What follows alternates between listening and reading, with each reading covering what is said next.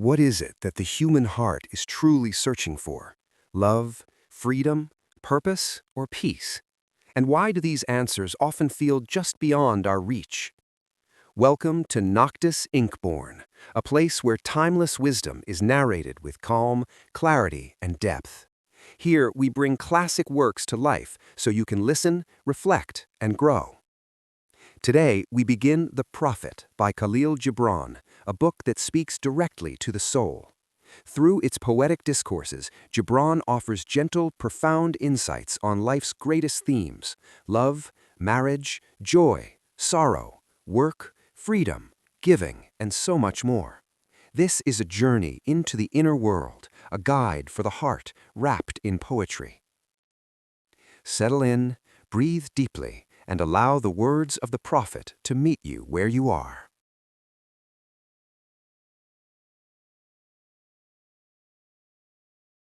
About author. Khalil Gibran was more than a writer. He was a soul shaped by exile, longing, and an unshakable search for beauty. Born in 1883 in a small village in Lebanon, he emigrated to the United States as a boy, carrying with him the memory of mountains, faith, and loss. Life split him between two worlds, and from that fracture came his greatest strength, a voice that belonged to all humanity. As a human being, Girbran was gentle but restless, drawn to art, philosophy, and the inner life. He painted, wrote, and questioned everything that dimmed the human spirit. His compassion for suffering and his fascination with love, freedom, and the soul shaped every page he touched. As a writer, he refused boundaries. His words were simple yet luminous, poetic yet universal. He wrote not to instruct, but to awaken. And through The Prophet, he became the quiet guide for millions, reminding us that the truths we seek are already living inside us.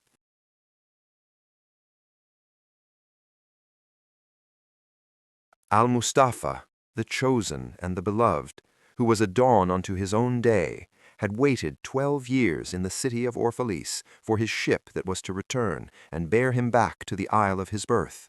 And in the 12th year, on the 7th day of Ailil, the month of reaping, he climbed the hill without the city walls and looked seaward, and he beheld his ship coming with the mist. Then the gates of his heart were flung open, and his joy flew far over the sea, and he closed his eyes and prayed in the silences of his soul. But as he descended the hill, a sadness came upon him, and he thought in his heart, "How shall I go in peace and without sorrow? Nay, not without a wound in the spirit shall I leave this city. Long were the days of pain I have spent within its walls, and long were the nights of aloneness. And who can depart from his pain and his aloneness without regret? Too many fragments of the spirit have I scattered in these streets, and too many are the children of my longing that walk naked among these hills, and I cannot withdraw from them without a burden and an ache. It is not a garment I cast off this day, but a skin that I tear with my own hands. Nor is it a thought I leave behind me, but a heart made sweet with hunger and with thirst. Yet I cannot tarry longer. The sea that calls all things unto her calls me, and I must embark. For to stay, though the hours burn in the night, is to freeze and crystallize and be bound in a mold. Fain would I take with me all that is here, but how shall I? A voice cannot carry the tongue and the lips that gave it wings. Alone must it seek the ether, and alone and without his nest shall the eagle fly across the sun." Now when he reached the foot of the hill, he turned again towards the sea, and he saw his ship approaching the harbor, and upon her prow the mariners, the men of his own land. And his soul cried out to them, and he said, "Sons of my ancient mother, you riders of the tides, how often have you sailed in my dreams, and now you come in my awakening, which is my deeper dream. Ready am I to go, and my eagerness with sails full set awaits the wind. Only another breath will I breathe in this still air, only another loving look cast backward, and then I shall stand among you, a seafarer among seafarers. And you, vast sea, sleepless mother, who alone are peace and freedom to the river and the stream, only another winding will this stream make, only another murmur in this glade, and then shall I come to you, a boundless drop to a boundless ocean." And as he walked, he saw from afar men and women leaving their fields and their vineyards and hastening towards the city gates. And he heard their voices calling his name and shouting from field to field, telling one another of the coming of his ship. And he said to himself, "Shall the day of parting be the day of gathering? And shall it be said that my eve was in truth my dawn? And what shall I give unto him who has left his plough in mid-furrow, or to him who has stopped the wheel of his winepress? Shall my heart become a tree heavy laden with fruit, that I might gather and give unto them? And shall my desires flow like a fountain, that I may fill their cups? Am I a harp that the hand of the mighty may touch me, or a flute that his breath may pass through me? A seeker of silences am I, and what treasure have I found in silences that I may dispense with confidence? If this is my day of harvest, in what fields have I sowed the seed, and in what unremembered seasons? If this indeed be the hour in which I lift up my lantern, it is not my flame that shall burn therein. Empty and dark shall I raise my lantern, and the guardian of the night shall fill it with oil, and he shall light it also." These things he said in words, but much in his heart remained unsaid, for he himself could not speak his deeper secret. And when he entered into the city, all the people came to meet him, and they were crying out to him as with one voice. And the elders of the city stood forth and said, "Go not yet away from us. A noontide have you been in our twilight, and your youth has given us dreams to dream. No stranger are you among us, nor a guest, but our son and our dearly beloved. Suffer not yet our eyes to hunger for your face." And the priests and the priestesses said unto him, "Let not the waves of the sea separate us now, and the years you have spent in our midst become a memory. You have walked among us a spirit, and your shadow has been a light upon our faces. Much have we loved you, but speechless was our love, and with veils has it been veiled. Yet now it cries out to you, and would stand revealed before you. And ever has it been that love knows not its own depth until the hour of separation." And others came also and entreated him, but he answered them not, he only bent his head, and those who stood near saw his tears falling upon his breast. And when he entered into the city, all the people came to meet him, and they were crying out to him as with one voice. And the elders of the city stood forth and said, "Go not yet away from us. A noontide have you been in our twilight, and your youth has given us dreams to dream. No stranger are you among us, nor a guest, but our son and our dearly beloved. Suffer not yet our eyes to hunger for your face." And the priests and the priestesses said unto him, "Let not the waves of the sea separate us now, and the years you have spent in our midst become a memory. You have walked among us a spirit, and your shadow has been a light upon our faces. Much have we loved you, but speechless was our love, and with veils has it been veiled. Yet now it cries out to you, and would stand revealed before you. And ever has it been that love knows not its own depth until the hour of separation." And others came also and entreated him, but he answered them not, he only bent his head, and those who stood near saw his tears falling upon his breast. And when he entered into the city, all the people came to meet him, and they were crying out to him as with one voice. And the elders of the city stood forth and said, "Go not yet away from us. A noontide have you been in our twilight, and your youth has given us dreams to dream. No stranger are you among us, nor a guest, but our son and our dearly beloved. Suffer not yet our eyes to hunger for your face." And the priests and the priestesses said unto him, "Let not the waves of the sea separate us now, and the years you have spent in our midst become a memory. You have walked among us a spirit, and your shadow has been a light upon our faces. Much have we loved you, but speechless was our love, and with veils has it been veiled. Yet now it cries out to you, and would stand revealed before you. And ever has it been that love knows not its own depth until the hour of separation." And others came also and entreated him, but he answered them not, he only bent his head, and those who stood near saw his tears falling upon his breast. And when he entered into the city, all the people came to meet him, and they were crying out to him as with one voice. And the elders of the city stood forth and said, "Go not yet away from us. A noontide have you been in our twilight, and your youth has given us dreams to dream. No stranger are you among us, nor a guest, but our son and our dearly beloved. Suffer not yet our eyes to hunger for your face.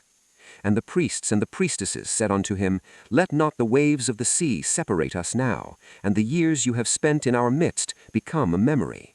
You have walked among us a spirit, and your shadow has been a light upon our faces. Much have we loved you, but speechless was our love, and with veils has it been veiled. Yet now it cries out to you, and would stand revealed before you. And ever has it been that love knows not its own depth until the hour of separation. And others came also and entreated him, but he answered them not. He only bent his head, and those who stood near saw his tears falling upon his breast. And when he entered into the city, all the people came to meet him, and they were crying out to him as with one voice. And the elders of the city stood forth and said, Go not yet away from us. A noontide have you been in our twilight, and your youth has given us dreams to dream. No stranger are you among us, nor a guest, but our son and our dearly beloved. Suffer not yet our eyes to hunger for your face. And the priests and the priestesses said unto him, Let not the waves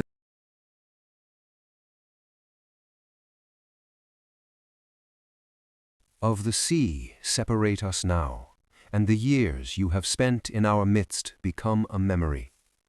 You have walked among us a spirit, and your shadow has been a light upon our faces. Much have we loved you, but speechless was our love, and with veils has it been veiled.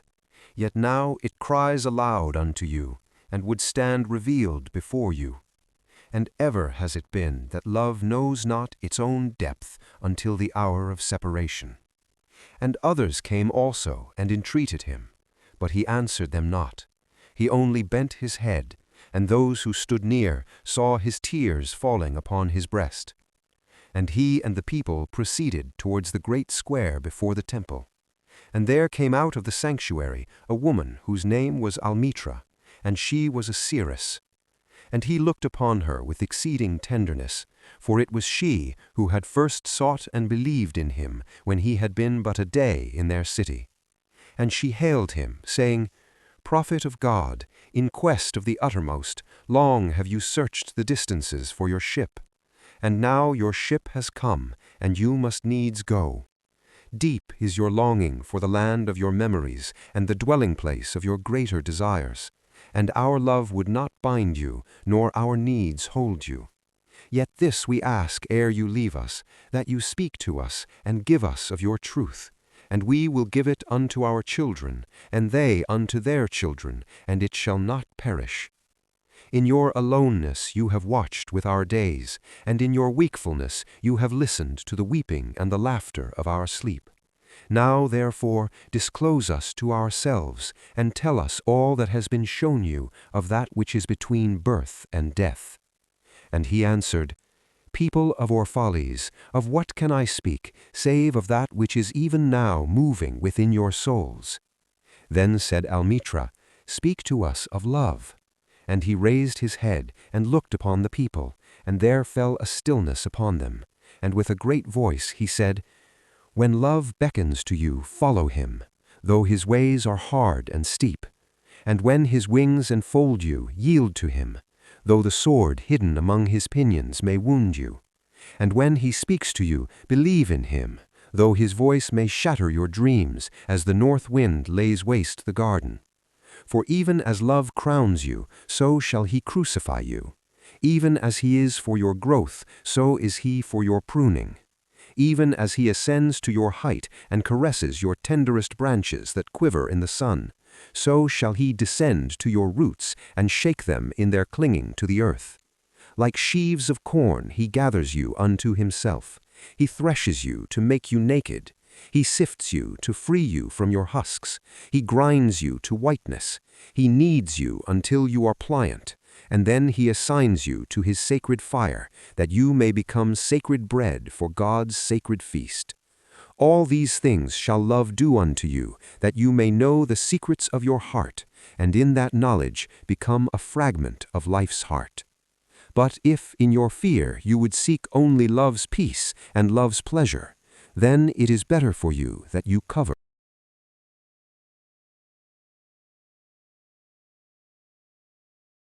your nakedness and pass out of love's threshing floor into the seasonless world where you shall laugh, but not all of your laughter, and weep, but not all of your tears. Love gives naught but itself, and takes naught but from itself. Love possesses not, nor would it be possessed, for love is sufficient unto love. When you love, you should not say, God is in my heart, but rather, I am in the heart of God. And think not you can direct the course of love, for love, if it finds you worthy, directs your course. Love has no other desire but to fulfill itself. But if you love, and must needs have desires, let these be your desires: to melt and be like a running brook that sings its melody to the night, to know the pain of too much tenderness, to be wounded by your own understanding of love, and to bleed willingly and joyfully, to wake at dawn with a winged heart and give thanks for another day of loving, to rest at the noon hour and meditate love's ecstasy, to return home at eventide with gratitude, and then to sleep with a prayer for the beloved in your heart and a song of praise upon your lips. Then Almitra spoke again and said, And what of marriage, master? And he answered, saying, You were born together, and together you shall be forevermore. You shall be together when the white wings of death scatter your days. Aye, you shall be together even in the silent memory of God. But let there be spaces in your togetherness, and let the winds of the heavens dance between you. Love one another, but make not a bond of love. Let it rather be a moving sea between the shores of your souls. Fill each other's cup, but drink not from one cup. Give one another of your bread, but eat not from the same loaf. Sing and dance together and be joyous, but let each one of you be alone, even as the strings of a lute are alone, though they quiver with the same music. Give your hearts, but not into each other's keeping, for only the hand of life can contain your hearts.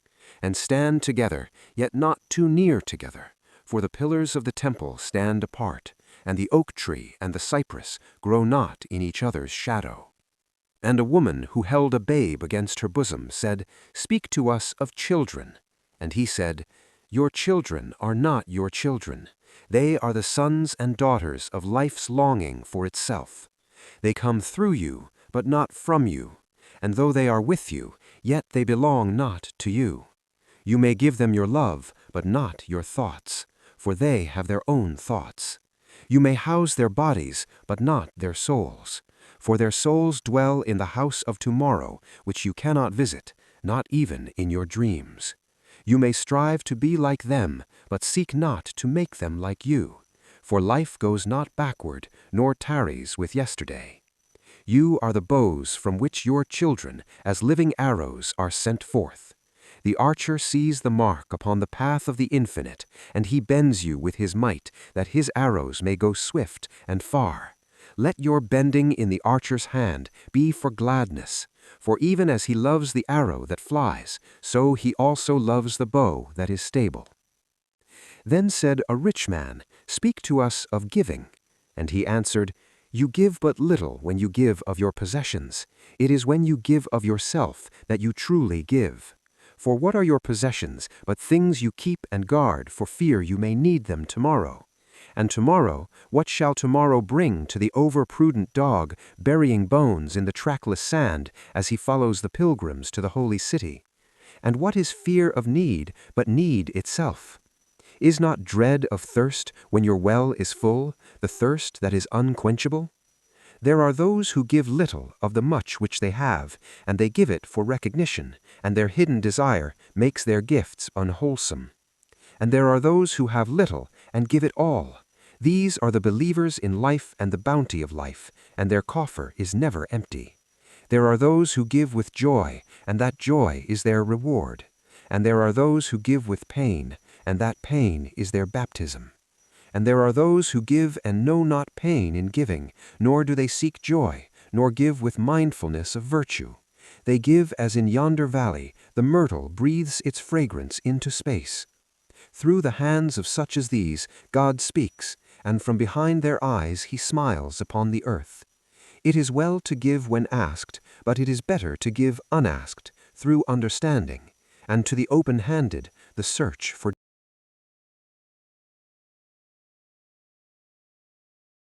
One who shall receive is joy greater than giving. And is there aught you would withhold? All you have shall some day be given. Therefore, give now, that the season of giving may be yours and not your inheritors. You often say, I would give, but only to the deserving. The trees in your orchard say not so, nor the flocks in your pasture. They give that they may live, for to withhold is to perish. Surely he who is worthy to receive his days and his nights is worthy of all else from you. And he who has deserved to drink from the ocean of life deserves to fill his cup from your little stream.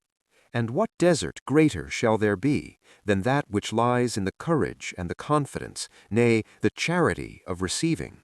And who are you that men should rend their bosom and unveil their pride, that you may see their worth naked and their pride unabashed?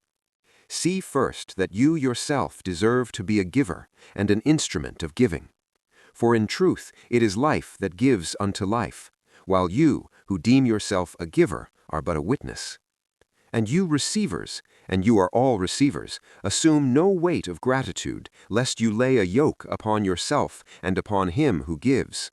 Rather, rise together with the giver on his gifts as on wings. For to be over-mindful of your debt is to doubt his generosity, who has the free-hearted earth for mother, and God for father. Then an old man, a keeper of an inn, said, Speak to us of eating and drinking. And he said, Would that you could live on the fragrance of the earth, and like an air plant be sustained by the light. But since you must kill to eat, and rob the newly born of its mother's milk to quench your thirst, let it then be an act of worship.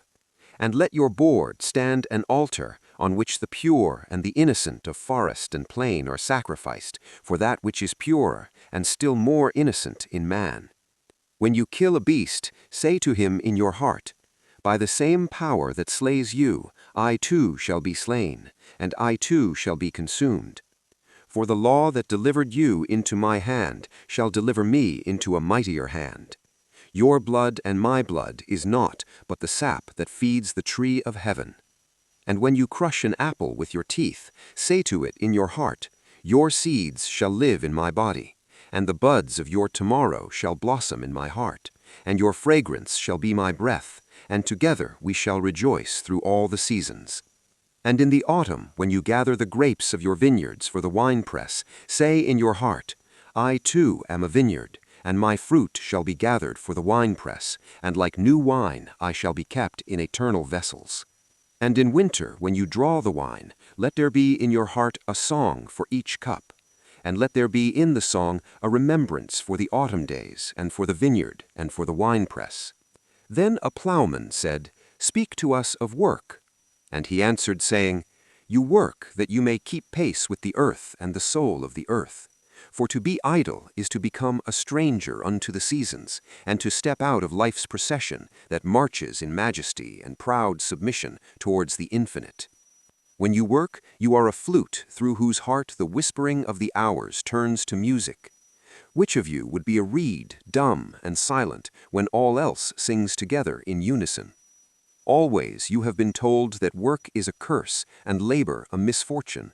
But I say to you that when you work, you fulfill a part of earth's furthest dream, assigned to you when that dream was born. And in keeping yourself with labor, you are in truth loving life. And to love life through labor is to be intimate with life's inmost secret. But if you in your pain call birth an affliction, and the support of the flesh a curse written upon your brow, then I answer that naught but the sweat of your brow shall wash away that which is written. You have been told also that life is darkness, and in your weariness you echo what was said by the weary. And I say that life is indeed darkness, save when there is urge. And all urge is blind, save when there is knowledge. And all knowledge is vain, save when there is work. And all work is empty, save when there is love. And when you work with love, you bind yourself to yourself, and to one another, and to God. And what is it to work with love? It is to weave the cloth with threads drawn from your heart, as if your beloved were to wear that cloth. It is to build a house with affection, as if your beloved were to dwell in that house. It is to sow seeds with tenderness and reap the harvest with joy, as if your beloved were to eat the fruit. It is to charge all things you fashion with a breath of your own spirit, and to know that all the blessed dead are standing about you and watching. Often have I heard you say, as if speaking in sleep, "He who works in marble and finds the shape of his own soul in the stone is nobler than he who plows the soil. And he who seizes the rainbow to lay it on a cloth in the likeness of man is more than he who makes the sandals for our feet.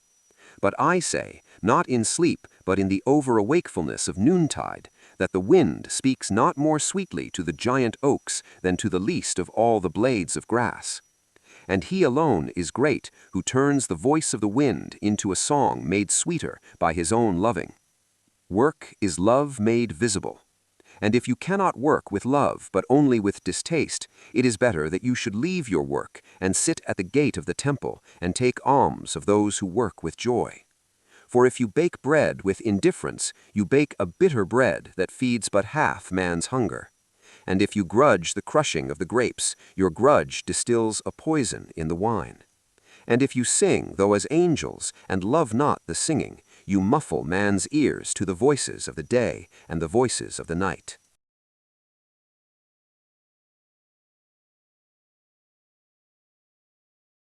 Then a woman said, "Speak to us of joy and sorrow." And he answered, "Your joy is your sorrow unmasked, and the self-same well from which your laughter rises was oftentimes filled with your tears. And how else can it be? The deeper that sorrow carves into your being, the more joy you can contain. Is not the cup that holds your wine the very cup that was burned in the potter's oven? And is not the lute that soothes your spirit the very wood that was hollowed with knives? When you are joyous, look deep into your heart, and ye shall find it is only that which has given you sorrow that is giving you joy. When you are sorrowful, look again in your heart, and ye shall see that in truth ye are weeping for that which has been your delight. Some of you say, Joy is greater than sorrow, and others say, Nay, sorrow is the greater. But I say unto you, they are inseparable. Together they come, and when one sits alone with you at your board, remember that the other is asleep upon your bed. Verily, ye are suspended like scales between your sorrow and your joy. Only when ye are empty are ye at standstill and balanced. When the treasure-keeper lifts you to weigh his gold and his silver, needs must your joy or your sorrow rise or fall. Then a mason came forth and said, Speak to us of houses. And he answered and said, Build of your imaginings a bower in the wilderness, ere ye build a house within the city walls.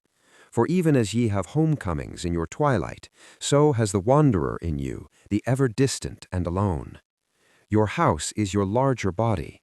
It grows in the sun and sleeps in the stillness of the night, and it is not dreamless. Does not your house dream, and dreaming leave the city for grove or hilltop? Would that I could gather your houses into my hand, and like a sower scatter them in forest and meadow. Would the valleys were your streets, and the green paths your alleys, that ye might seek one another through vineyards, and come with the fragrance of the earth in your garments. But these things are not yet to be. In their fear your forefathers gathered you too near together, and that fear shall endure a little longer. A little longer shall your city walls separate your hearths from your fields. And tell me, people of Orphalese, what have ye in these houses? And what is it you guard with fastened doors? Have you peace, the quiet urge that reveals your power? Have you remembrances, the glimmering arches that span the summits of the mind? Have you beauty that leads the heart from things fashioned of wood and stone to the holy mountain? Tell me, have ye these in your houses? Or have ye only comfort and the lust for comfort, that stealthy thing that enters the house a guest, and then becomes a host, and then a master? Aye, and it becomes a tamer, and with hook and scourge makes puppets of your larger desires. Though its hands are silken, its heart is of iron. It lulls you to sleep, only to stand by your bed and jeer at the dignity of the flesh. It makes mock of your sound senses, and lays them in thistledown like fragile vessels. Verily, the lust for comfort murders the passion of the soul, and then walks grinning in the funeral. But you, children of space, you restless in rest, ye shall not be trapped nor tamed. Your house shall not be an anchor, but a mast. It shall not be a glistening film that covers a wound, but an eyelid that guards the eye. Ye shall not fold your wings, that ye may pass through doors, nor bend your heads, that they strike not against a ceiling, nor fear to breathe, lest walls should crack and fall down. Ye shall not dwell in tombs made by the dead for the living. And though of magnificence and splendor, your house shall not hold your secret, nor shelter your longing. For that which is boundless in you abides in the mansion of the sky, whose door is the morning mist, and whose windows are the songs and the silences of night. And the weaver said, Speak to us of clothes. And he answered, Your clothes conceal much of your beauty, yet they hide not the unbeautiful. And though you seek in garments the freedom of privacy, ye may find in them a harness and a chain. Would that ye could meet the sun and the wind with more of your skin and less of your raiment. For the breath of life is in the sunlight, and the hand of life is in the wind. Some of you say, It is the north wind who has woven the clothes we wear. And I say, Aye, it was the north wind, but shame was his loom, and the softening of the sinews was his thread. And when his work was done, he laughed in the forest.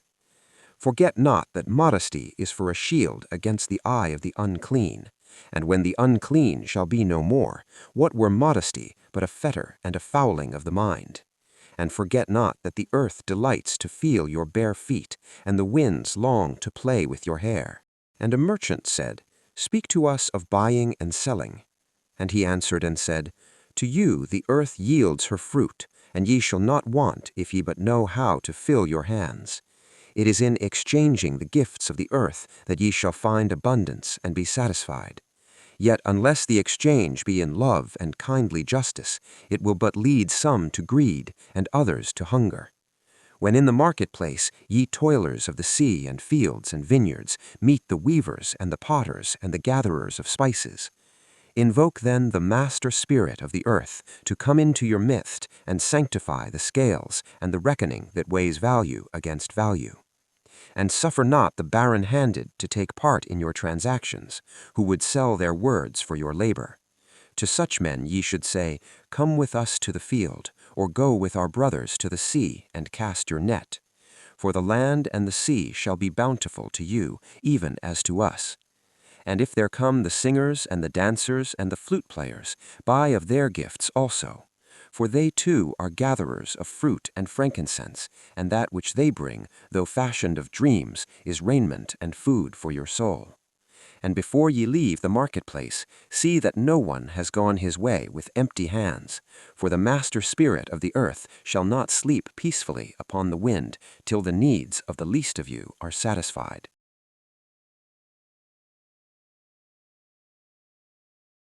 Then one of the judges of the city stood forth and said, Speak to us of crime and punishment. And he answered, saying, It is when your spirit goes wandering upon the wind, that you, alone and unguarded, commit a wrong unto others, and therefore unto yourself. And for that wrong committed must you knock and wait a while unheeded at the gate of the blessed. Like the ocean is your God-self, it remains forever undefiled. And like the ether, it lifts but the winged. Even like the sun is your God-self, it knows not the ways of the mole, nor seeks it the holes of the serpent. But your God-self dwells not alone in your being. Much in you is still man, and much in you is not yet man, but a shapeless pygmy that walks the sleep in the mist, searching for its own awakening.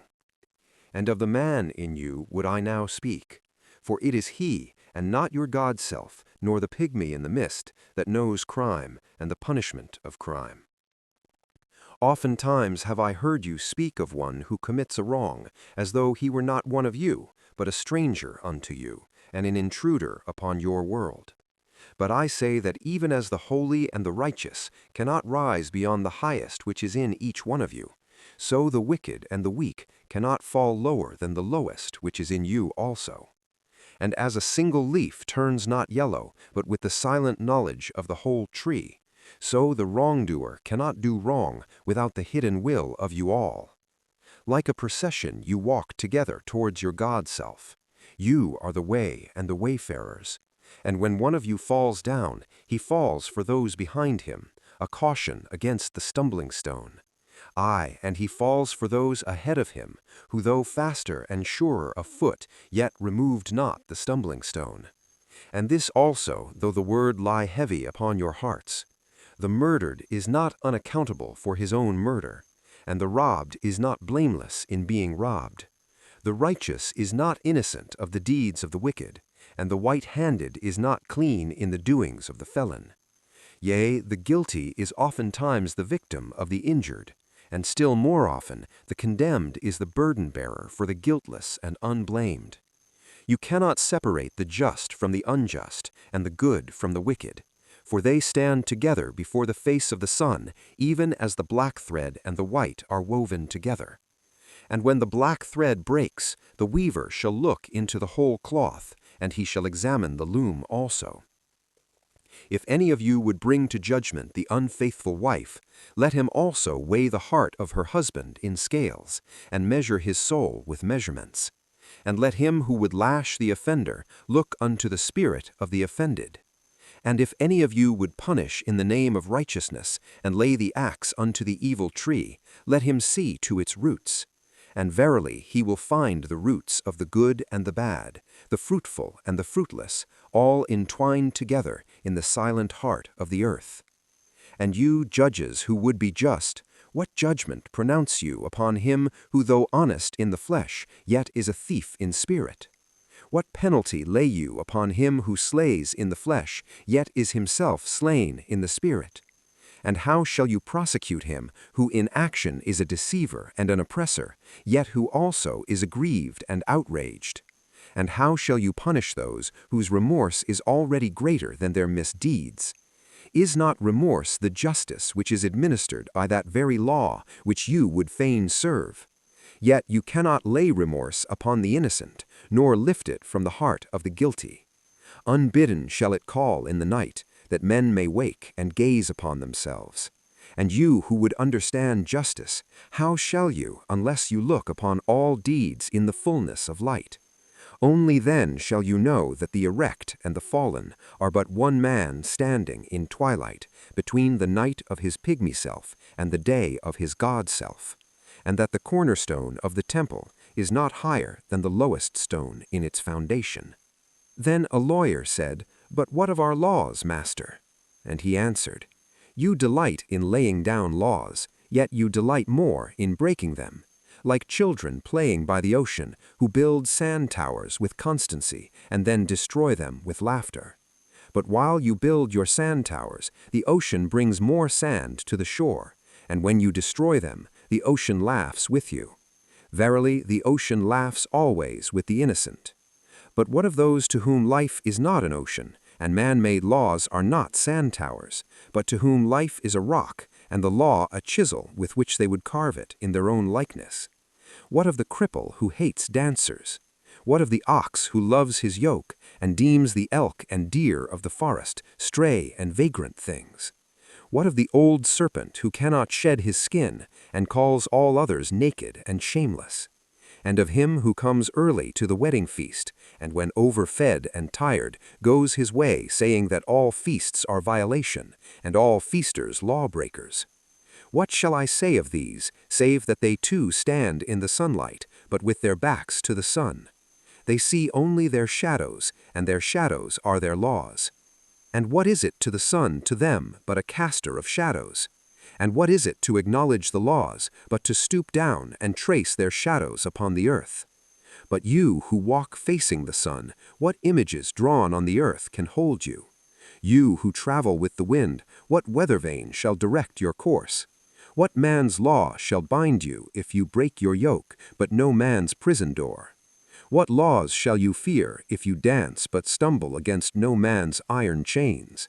And who is he that shall bring you to judgment if you tear off your garment, yet leave it in no man's path?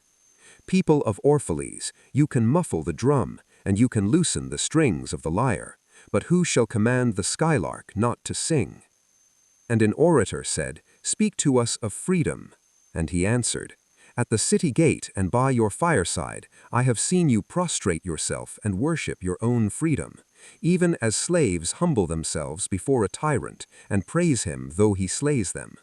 I, in the grove of the temple and in the shadow of the citadel, I have seen the freest among you wear their freedom as a yoke and a handcuff. And my heart bled within me. For you can only be free when even the desire of seeking freedom becomes a harness to you, and when you cease to speak of freedom as a goal and a fulfillment. You shall be free indeed when your days are not without a care, nor your nights without a want and a grief, but rather when these things girdle your life, and yet you rise above them naked and unbound. And how shall you rise beyond your days and nights unless you break the chains which you at the dawn of your understanding have fastened around your noon hour? In truth, that which you call freedom is the strongest of these chains, though its links glitter in the sun and dazzle your eyes. And what is it but fragments of your own self you would discard that you may become free? If it is an unjust law you would abolish, that law was written with your own hand upon your own forehead. You cannot erase it by burning your law books, nor by washing the foreheads of your judges, though you pour the sea upon them. And if it is a despot you would dethrone, see first that his throne erected within you is destroyed. For how can a tyrant rule the free and the proud, but for a tyranny in their own freedom and a shame in their own pride? And if it is a care you would cast off, that care has been chosen by you rather than imposed upon you. And if it is a fear you would dispel, the seat of that fear is in your heart and not in the hand of the feared. Verily, all things move within your being in constant half-embrace, the desired and the dreaded, the repugnant and the cherished, the pursued and that which you would escape. These things move within you as lights and shadows in pairs that cling. And when the shadow fades and is no more, the light that lingers becomes a shadow to another light. And thus your freedom, when it loses its fetters, becomes itself the fetter of a greater freedom.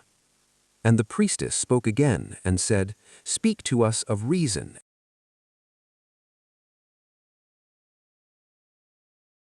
and passion. And he answered, saying, Your soul is often a battlefield, upon which your reason and your judgment wage war against your passion and your appetite. Would that I could be the peacemaker in your soul, that I might turn the discord and the rivalry of your elements into oneness and melody. But how shall I, unless you yourselves be also the peacemakers, nay, the lovers of all your elements? Your reason and your passion are the rudder and the sails of your seafaring soul. If either your sails or your rudder be broken, you can but toss and drift, or else be held at a standstill in mid-seas. For reason ruling alone is a force confining, and passion, unattended, is a flame that burns to its own destruction. Therefore let your soul exalt your reason to the height of passion, that it may sing. And let it direct your passion with reason, that your passion may live through its own daily resurrection, and like the phoenix rise above its own ashes. I would have you consider your judgment and your appetite even as you would two loved guests in your house. Surely you would not honor one guest above the other, for he who is more mindful of one loses the love and the faith of both. Among the hills, when you sit in the cool shade of the white poplars, sharing the peace and serenity of distant fields and meadows, then let your heart say in silence, God rests in reason. And when the storm comes, and the mighty wind shakes the forest, and thunder and lightning proclaim the majesty of the sky, then let your heart say in awe, God moves in passion. And since you are a breath in God's sphere and a leaf in God's forest, you too should rest in reason and move in passion. And a woman spoke, saying, Tell us of pain. And he said, Your pain is the breaking of the shell that encloses your understanding. Even as the stone of the fruit must break, that its heart may stand in the sun, so must you know pain. And could you keep your heart in wonder at the daily miracles of your life, your pain would not seem less wondrous than your joy. And you would accept the seasons of your heart, even as you have always accepted the seasons that pass over your fields. And you would watch with serenity through the winters of your grief. Much of your pain is self-chosen. It is the bitter potion by which the physician within you heals your sick self. Therefore trust the physician, and drink his remedy in silence and tranquility. For his hand, though heavy and hard, is guided by the tender hand of the unseen. And the cup he brings you, though it burn your lips, has been fashioned of the clay which the potter has moistened with his own sacred tears. And a man spoke, saying, "Speak to us of self-knowledge." And he answered, "Your hearts know in silence the secrets of the days and the nights, but your ears thirst for the sound of your heart's knowledge. You would know in words that which you have always known in thought. You would touch with your fingers the naked body of your dreams. And it is well you should. The hidden wellspring of your soul must needs rise and run murmuring to the sea, and the treasure of your infinite depths would be revealed to your eyes. But let there be no scales to weigh your unknown treasure, and seek not the depths of your knowledge with staff or sounding line. For self is a sea boundless and measureless. Say not, I have found the truth, but rather, I have found a truth. Say not, I have found the path of the soul. Say rather, I have met the soul walking upon my path. For the soul walks upon all paths. The soul walks not on a line, neither does it grow like a reed. The soul unfolds itself, like a lotus of countless petals. Then said a teacher, "Speak to us of teaching." And he said, "No man can reveal to you aught but that which already lies half asleep in the dawning of your knowledge. The teacher who walks in the shadow of the temple among his followers gives not of his wisdom, but rather of his faith and his lovingness.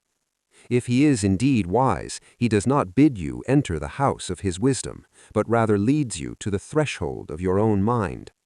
The astronomer may speak to you of his understanding of space, but he cannot give you his understanding. The musician may sing to you of the rhythm which is in all space, but he cannot give you the ear that arrests the rhythm, nor the voice that echoes it."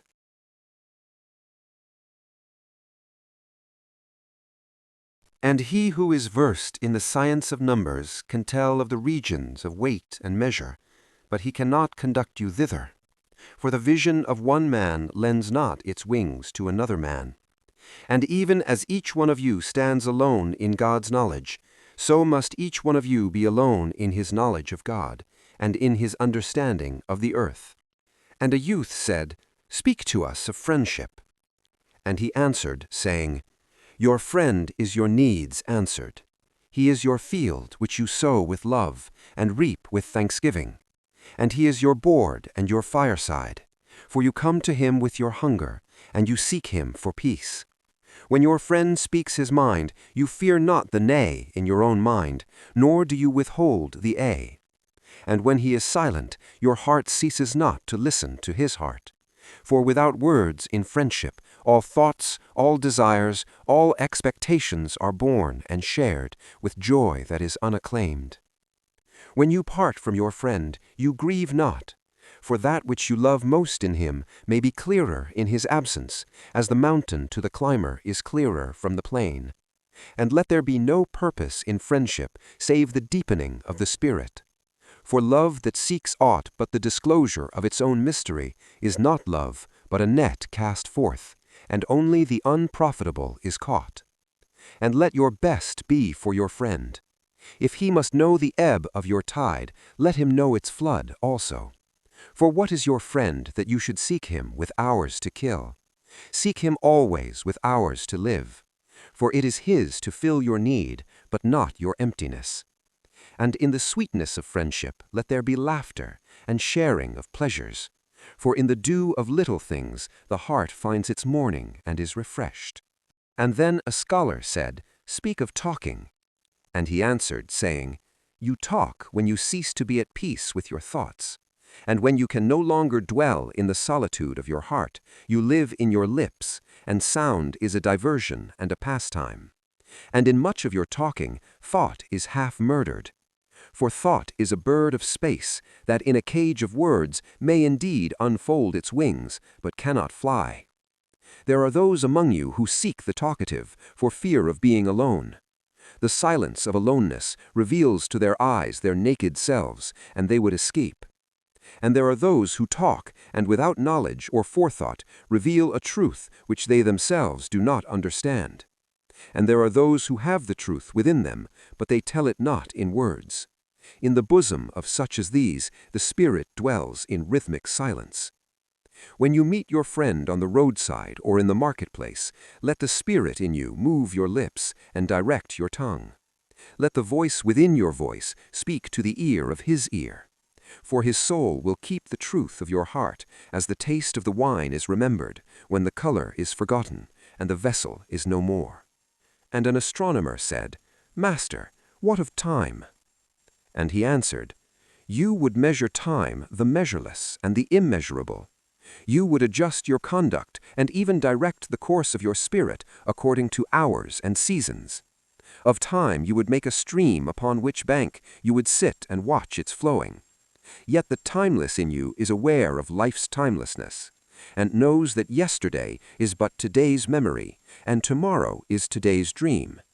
And that which sings and contemplates in you is still dwelling within the bounds of that first moment that scattered the stars into space. Who among you does not feel that his power to love is boundless? And yet who does not feel that very love, though boundless, encompassed within the center of his being, and moving not from love thought to love thought, nor from love deeds to other love deeds? And is not time even as love is, undivided and paceless? But if in your thought you must measure time into seasons, let each season encircle all the other seasons. And let today embrace the past with remembrance, and the future with longing. And one of the elders of the city said, "Speak to us of good and evil." And he answered, "Of the good in you I can speak, but not of the evil. For what is evil but good tortured by its own hunger and thirst? Verily, when good is hungry, it seeks food even in dark caves, and when it thirsts, it drinks even of dead waters. You are good when you are one with yourself. Yet when you are not one with yourself, you are not evil. For a divided house is not a den of thieves, it is only a divided house. And a ship without rudder may wander aimlessly among perilous isles, yet not sink to the bottom. You are good when you strive to give of yourself. Yet you are not evil when you seek gain for yourself. For when you strive for gain, you are but a root that clings to the earth and sucks at her breast. Surely the fruit cannot say to the root, "Be like me, ripe and full, and ever giving of your abundance." For to the fruit giving is a need, as receiving is a need to the root. You are good when you are fully awake in your speech. Yet you are not evil when you sleep while your tongue staggers without purpose. And even stumbling speech may strengthen a weak tongue. You are good when you walk to your goal firmly and with bold steps. Yet you are not evil when you go thither limping. Even those who limp go not backward. But you who are strong and swift, see that you do not limp before the lame, deeming it kindness. You are good in countless ways, and you are not evil when you are not good. You are only loitering and sluggard. Pity that the stags cannot teach swiftness to the turtles. In your longing for your giant self lies your goodness, and that longing is in all of you. But in some of you, that longing is a torrent rushing with might to the sea, carrying the secrets of the hillsides and the songs of the forest. And in others, it is a flat stream that loses itself in angles and bends and lingers before it reaches the shore. But let not him who longs much say to him who longs little,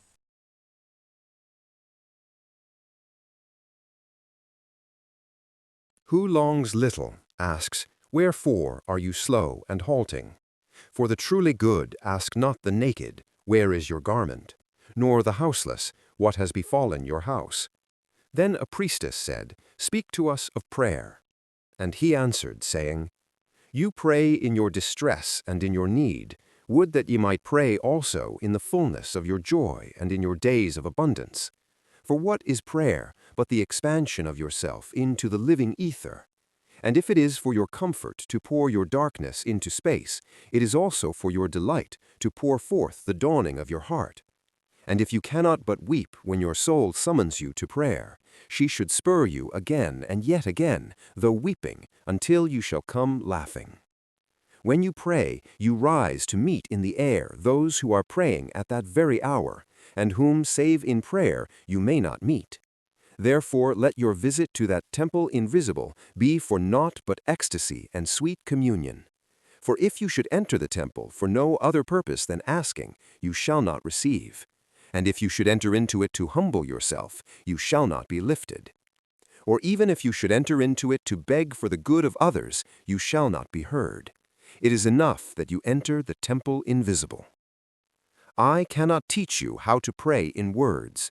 God listens not to your words, save when He Himself utters them through your lips. And I cannot teach you the prayer of the seas and the forests and the mountains. But you who are born of the mountains and the forests and the seas can find their prayer in your heart. And if you but listen in the stillness of the night, you shall hear them saying in silence, Our God, who art our winged self, it is thy will in us that willeth. It is thy desire in us that desireth. It is thy urge in us that would turn our nights, which are thine, into days which are thine also. We cannot ask thee for aught, for thou knowest our needs before they are born in us. Thou art our need, and in giving us more of thyself, thou givest us all. Then a hermit, who visited the city once a year, came forth and said, Speak to us of pleasure. And he answered, saying, Pleasure is a freedom song, but it is not freedom. It is the blossoming of your desires, but it is not their fruit. It is a depth calling unto a height, but it is not the deep nor the high. It is the caged taking wing, but it is not space encompassed. Aye, in very truth, pleasure is a freedom song, and I fain would have you sing it with fullness of heart, yet I would not have you lose your hearts in the singing. Some of your youth seek pleasure as if it were all, and they are judged and rebuked. I would not judge nor rebuke them, I would have them seek. For they shall find pleasure, but not her alone. 7 are her sisters, and the least of them is more beautiful than pleasure. Have you not heard of the man who was digging in the earth for roots, and found a treasure? And some of your elders remember pleasures with regret, like wrongs committed in drunkenness. But regret is the beclouding of the mind, and not its chastisement. They should remember their pleasures with gratitude, as they would the harvest of a summer. Yet if it comforts them to regret, let them be comforted. And there art among you those who are neither young to seek, nor old to remember. And in their fear of seeking and remembering, they shun all pleasures, lest they neglect the Spirit or offend against it. But even in their foregoing is their pleasure. And thus they too find a treasure, though they dig for roots with quivering hands. But tell me, who is he that can offend the Spirit? Shall the nightingale offend the stillness of the night, or the firefly the stars? And shall your flame or your smoke burden the wind? Think you the Spirit is a still pool which you can trouble with a staff? Oftentimes, in denying yourself pleasure, you do but store the desire in the recesses of your being. Who knows but that which seems omitted today waits for tomorrow? Even your body knows its heritage and its rightful need, and will not be deceived. And your body is the harp of your soul, and it is yours to bring forth sweet music from it, or confused sounds. And now you ask in your heart, how shall we distinguish that which is good in pleasure from that which is not? Go to your fields and your gardens, and you shall learn that it is the pleasure of the bee to gather honey of the flower, but it is also the pleasure of the flower to yield its honey to the bee. For to the bee a flower is a fountain of life, and to the flower a bee is a messenger of love. And to both bee and flower, the giving and receiving of pleasure is a need and an ecstasy. People of Orphalese, be in your pleasures like the flowers and the bees. And a poet said, Speak to us of beauty. And he answered, Where shall you seek beauty, and how shall you find her, unless she be your way and your guide? And how shall you speak of her, except she be the weaver of your speech?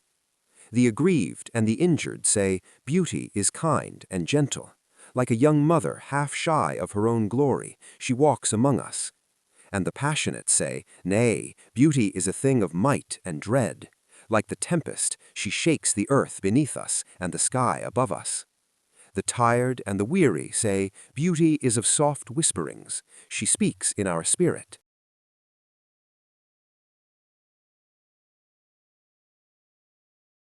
Her voice yields to our silences like a faint light that quivers in fear of the shadow. But the restless say, We have heard her shouting among the mountains, and with her cries came the sound of hoofs and the beating of wings and the roaring of lions.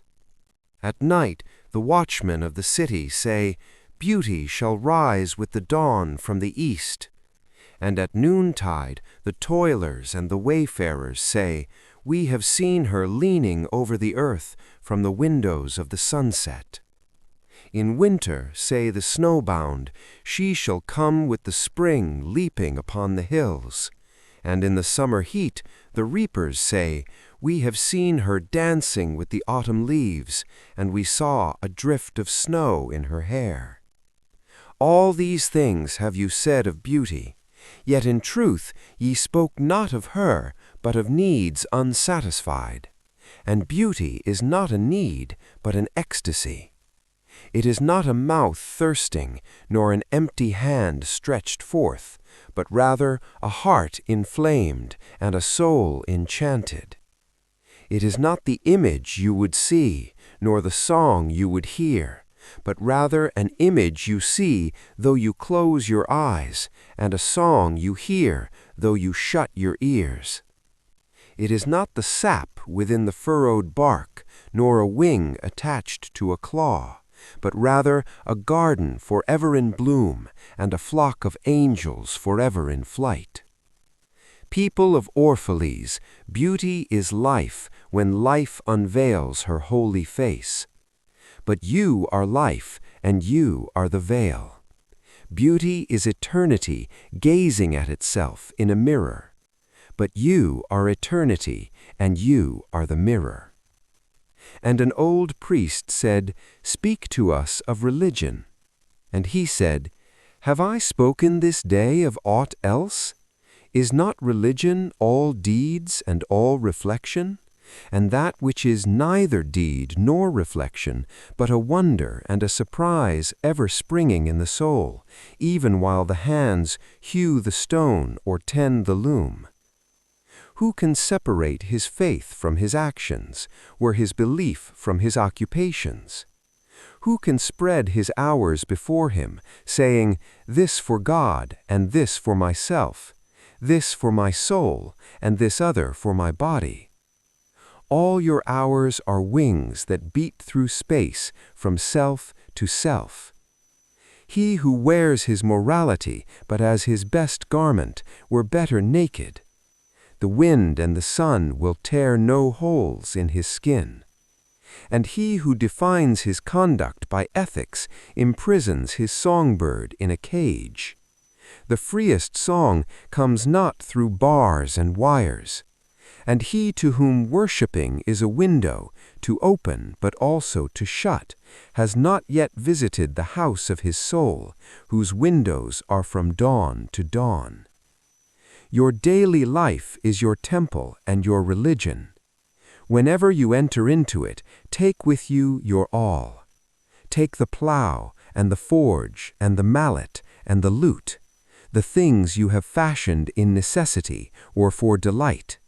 For in reverie you cannot rise above your achievements, nor fall lower than your failures. And take with you all men. For in adoration you cannot fly higher than their hopes, nor humble yourself lower than their despair. And if ye would know God, be not therefore a solver of riddles. Rather look about you, and ye shall see him playing with your children. And look into space, Ye shall see him walking in the cloud, outstretching his arms in the lightning, and descending in rain. Ye shall see him smiling in flowers, then rising and waving his hands in trees.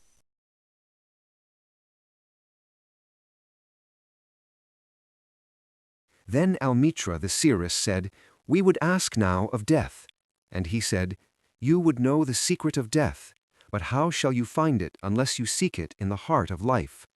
The owl whose night-bound eyes are blind unto the day cannot unveil the mystery of light. If you would indeed behold the spirit of death, open your heart wide unto the body of life. For life and death are one, even as the river and the sea are one. In the depth of your hopes and desires lies your silent knowledge of the beyond. And like seeds dreaming beneath the snow, your heart dreams of spring. Trust the dreams, for in them is hidden the gate to eternity. Your fear of death is but the trembling of the shepherd when he stands before the king whose hand is to be laid upon him in honor. Is the shepherd not joyful beneath his trembling that he shall wear the mark of the king? Yet is he not more mindful of his trembling? For what is it to die, but to stand naked in the wind and to melt into the sun?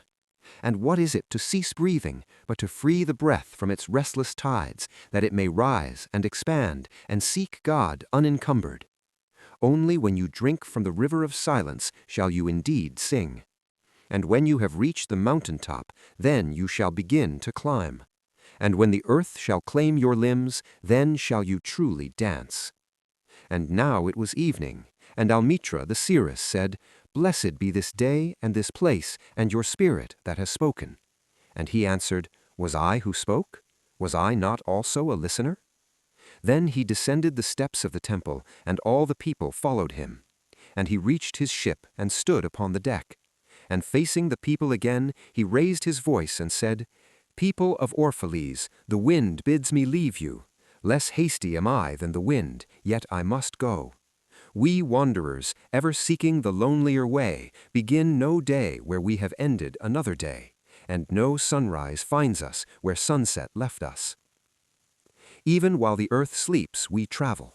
We are the seeds of the tenacious plant, and it is in our ripeness and our fullness of heart that we are given to the wind and are scattered.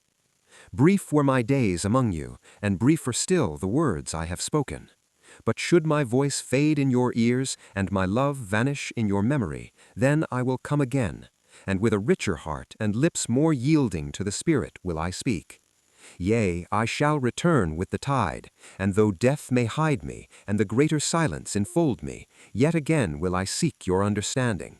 And not in vain will I seek.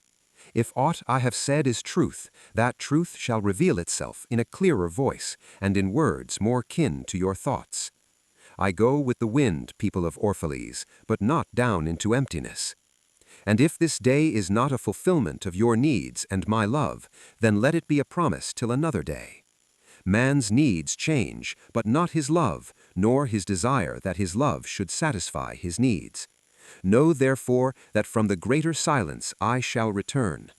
The mist that drifts away at dawn, leaving but dew in the fields, shall rise and gather into a cloud, and then fall down in rain. And not unlike the mist have I been. In the stillness of the night I have walked in your streets, and my spirit has entered your houses. And your heartbeats were in my heart, and your breath was upon my face, and I knew you all. I knew your joy and your pain, and in your sleep your dreams were my dreams. And oftentimes I was among you a lake among the mountains. I mirrored the summits in you, and the bending slopes, and even the passing flocks of your thoughts and your desires. And to my silence came the laughter of your children in streams, and the longing of your youths in rivers. And when they reached my depth, the streams and the rivers ceased not yet to sing. But sweeter still than laughter, and greater than longing came to me. It was the boundless in you. The vast man in whom you are but cells and sinews, he in whose chant all your singing is but a soundless throbbing. It is in the vast man that you are vast, and in beholding him that I beheld you and loved you. For what distances can love reach that are not in that vast sphere? What visions, what expectations, and what presumptions can outsoar that flight? Like a giant oak tree covered with apple blossoms is the vast man in you. His might binds you to the earth, his fragrance lifts you into space, and in his durability you are deathless. You have been told that even like a chain, you are as weak as your weakest link. This is but half the truth. You are also as strong as your strongest link. To measure you by your smallest deed is to reckon the power of ocean by the frailty of its foam. To judge you by your failures is to cast blame upon the seasons for their inconstancy. Aye, you are like an ocean, and though heavy grounded ships await the tide upon your shores, yet even like an ocean, you cannot hasten your tides. And like the seasons you are also, and though in your winter you deny your spring, yet spring, reposing within you, smiles in her drowsiness and is not offended. Think not I say these things in order that you may say to the one to another, he praised us well, he saw but the good in us. I only speak to you in words of that which you yourselves know in thought. And what is word knowledge but a shadow of wordless knowledge? Your thoughts and my words are waves from a sealed memory that keeps records of our yesterdays, and of the ancient days when the earth knew not us nor herself, and of nights when earth was upwrought with confusion. Wise men have come to you to give you of their wisdom. I came to take of your wisdom. And behold, I have found that which is greater than wisdom. It is a flame spirit in you, ever gathering more of itself, while you, heedless of its expansion, bewail your withering of days.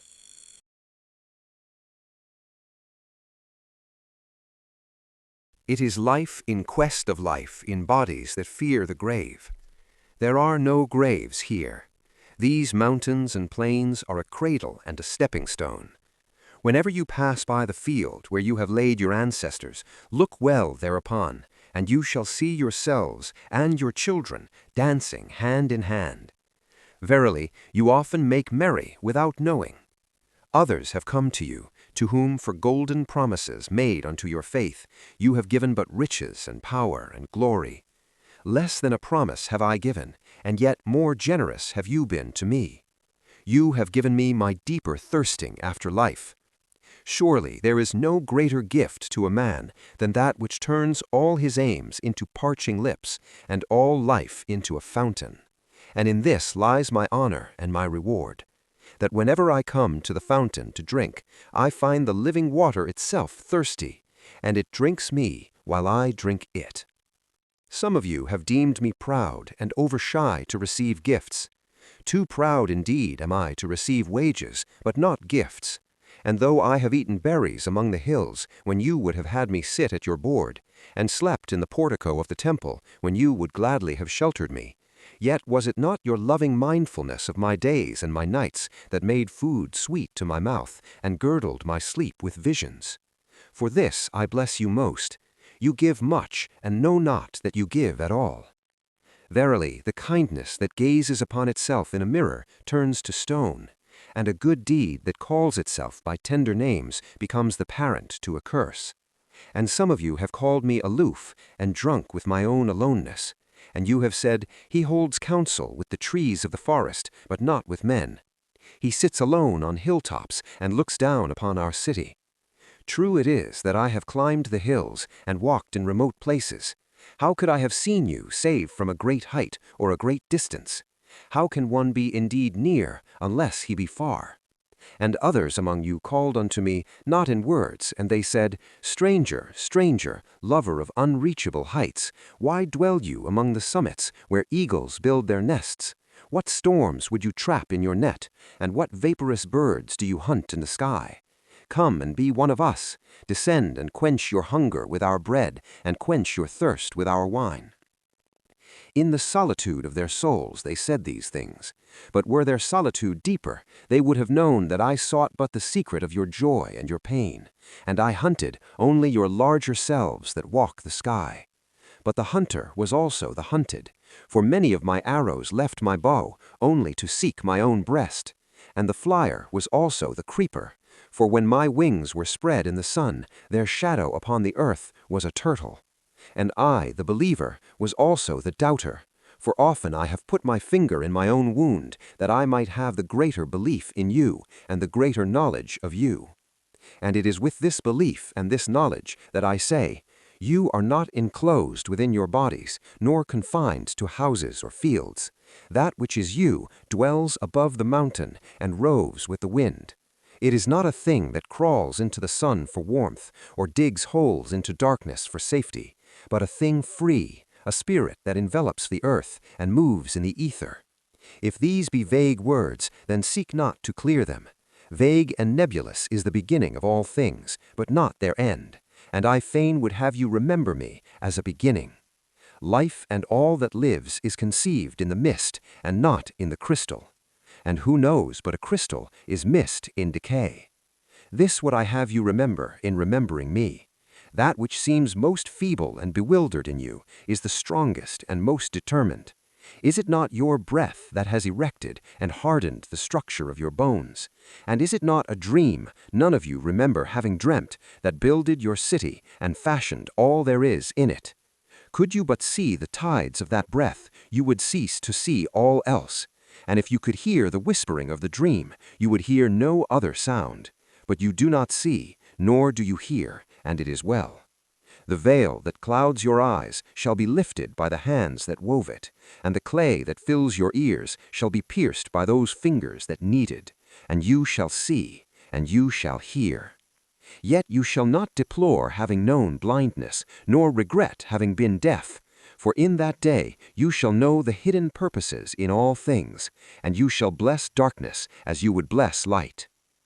After saying these things, he looked about him, and he saw the pilot of his ship standing by the helm, and gazing now at the full sails, and now at the distance. And he said, Patient, over-patient is the captain of my ship. The wind blows, and restless are the sails. Even the rudder begs direction. Yet quietly my captain awaits my silence. And these my mariners, who have heard the choir of the greater sea, they too have heard me patiently. Now they shall wait no longer. I am ready. The stream has reached the sea, and once more the great mother holds her son against her breast. Fare you well, people of Orphalese. This day has ended. It is closing upon us, as in the water lily, upon its own tomorrow. What was given us here we shall keep, and if it sufficeth not, then again must we come together, and together stretch our hands unto the giver. Forget not that I shall come back to you. A little while, and my longing shall gather dust and foam for another body. A little while, a moment of rest upon the wind, and another woman shall bear me. Farewell to you and the youth I have spent with you. It was but yesterday we met in a dream. You have sung to me in my aloneness, and I of your longings have built a tower in the sky. But now our sleep has fled, and our dream is over, and it is no longer dawn. The noontide is upon us, and our half-waking has turned to fuller day, and we must part. If in the twilight of memory we should meet once more, we shall speak again together, and you shall sing to me a deeper song. And if our hands should meet in another dream, we shall build another tower in the sky. So saying, he made a signal to the seamen, and straightway they weighed anchor, and cast the ship loose from its moorings, and they moved eastward. And a cry came from the people as from a single heart, and it rose into the dusk, and was carried out over the sea like a great trumpeting. Only Almitra was silent, gazing after the ship, until it had vanished into the mist. And when all the people were dispersed, she still stood alone upon the sea-wall, remembering in her heart his saying, A little while, a moment of rest upon the wind, and another woman shall bear me.